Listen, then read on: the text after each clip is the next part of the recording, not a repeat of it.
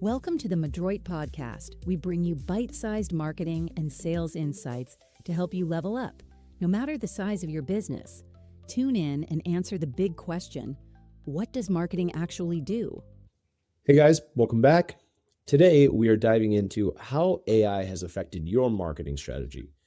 Everything from why are your search results changed, or why are you bringing in more traffic or more leads, or less traffic and less leads from the marketing tactics that you had in play. So, first question here, how are companies viewing the changes they're seeing as a result of AI? Yeah, that's a big question. We're here to answer it, hopefully. I mean, there's so many changes. Companies view it in so many different ways. Some are afraid of it, some are relishing in it and using it to their advantage. It can be a scary time if you're not in the weeds in the marketing and sales landscape. It can be scary because numbers, like you mentioned, can be down. But is that a bad thing, or are you just seeing a potential client or customer come into your funnel later on, but more ready to buy? So a lot of change, I think, to sum it up, people are scared, people are optimistic, and people are benefiting. People are probably hurting if they're not utilizing it. I think we've said in marketing for a number of years that you have to be adaptable and you have to be ready to change when the landscape changes. That looked like adopting Google ads and social media ads decades ago. But with this, marketing has once again changed significantly as a result of AI. And I think the way people are doing research, and even down to the metrics that we're measuring to prove effectiveness and to show effectiveness, have to change with it. So for organic search, for example, we used to be able to take what we're seeing coming from search and from our terms and view that success through page views and through users and traffic.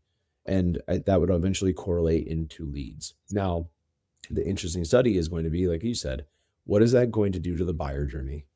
Are you going to be seeing less traffic, less users coming through, but a more qualified user and a more qualified lead when they do make their decision?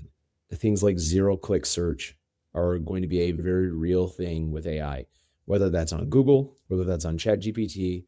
The nature of that right now is ChatGPT especially is going to be something that is very conversational, right? And it's going to act like that friend of yours that you're out and you're having dinner with, and they are literally just going to have an answer for every single question that you pose to it. And you know what? That answer is going to be customized to you, isn't it? Absolutely. There's a layman out there like zero-click search. What is that for people who aren't in the weeds on this? I think it's something that we've all utilized, whether we know it or not. You type in whatever you're looking for, and that could even come down to how to fix my leaky faucet, right? And you're going to see that prompt that's generated from AI straight away right there on top of your Google page. Guess what that just did to that metric that plumbing company used to take and say, oh, there's another user, there's another person coming in from Google search. Great. You're not coming in anymore. You're not showing up on their GA4. You're not showing up in any of their metrics until you are ready.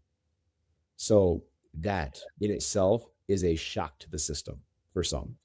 Yeah, big time. That's only one piece of it though, too, right? When we talk about these changes and when we talk about the difference in the landscape now, what are some things you're having conversations with folks about that they can do to improve the experience on their website or even to show up for these searches? Yeah, SEO, when we're talking about that, or anything else, it's like providing value and providing answers to people's questions or questions they don't even know they have, but being a valuable resource for them to learn and grab as much information as they want or are ready for. Yep. You could add a lot of information people did not care about, right? Way back, you could stuff a bunch of keywords, and now it's about how engaging is the content, helpful is it, how long does someone engage in that content for it? But now you can get quick answers to things, right? So you still have to provide that value. People may or may not be on your website getting the value from you. It might be like in that AI snippet, and you might not get that quick, but some people may click through to the source. Ultimately, you still have to provide value and do it in a way that I think is more aligned with Google, but also ask engines, i.e. like ChatGPT. Yep. So what are your thoughts on it, right? I'm just stealing it from you, just answering questions and putting things in question form too, putting it in a way that is ready for ChatGPT to understand what the content is about and get answers to the end user. I don't know. What would you add to that? I'd say you're spot on for one. I think for two, one thing that has held true but has really come to the forefront now with these changes is, are you an expert? Can you tell me that you have expertise in this area? Can you tell me that you have authority from that expertise in this area? That's going to make me trust you. In case you haven't noticed, ChatGPT is constantly searching for expertise and authority to be able to give you that prompt, right? Or to answer your prompt, right? So it's going to be more conversational. The way that you're talking on your website used to be best lawn care in Grand Rapids, Michigan. And now there's still relevance to that, but talking to your audience as if they are the client, as if they are a friend or a family member, but somebody who you're really going to be looking to advise on, hey, just to go off the lawn care example, my lawn is brown and I can't grow grass. What do I need to do? ChatGPT is going to answer that question. Google, on the other hand, may give you the top 5 best fertilizers to use to help get a greener lawn. Google will continue to give you the tools to do the research yourself, right? And help you become the expert, because that's what Google has always done a great job of. ChatGPT, that's your boy, man. That's your friend who's going to have that answer. That's going to be pulling from the experiences that they're witnessing when they're crawling the internet. They will find that, they'll provide that to you, and they will say, here's your answer. What else can I do for you? Fair. How does that impact businesses? Oh my gosh. So for me, the way that you have your content structured on your website or even in your blogs or even in your videos, the way that you're talking through your videos, the way that you're talking through your blogs, even something like answering those questions through your blog can be so beneficial. And because again, that query comes up and that's a prompt that's on ChatGPT or that's a search that comes in through Google, you're answering that question. How easy did that just become for Google or ChatGPT to say, hey, these people, they answered that question for you, right? Yeah. That's a game changer right there. Probably shouldn't be giving this information away for free. I was gonna say, it's like my favorite thing for optimizing content is put in question form, because you naturally get people to stop and read something a little bit more easily if it's in question form too, because they naturally try to answer the question.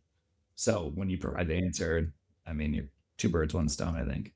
Yeah. And I think when you're creating content now, you're asking yourself as you're doing it, does my content answer questions?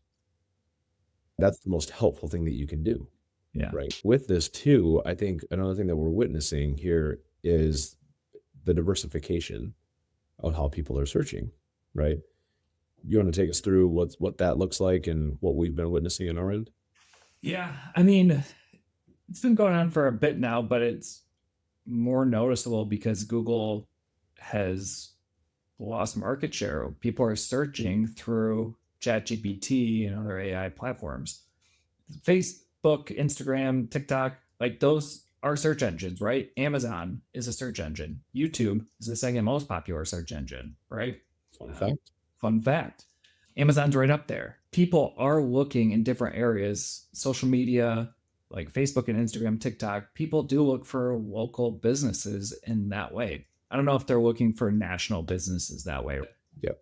For home service based, like local businesses, that is a relevant way to be found and relevant way for people to be looking for services that you provide.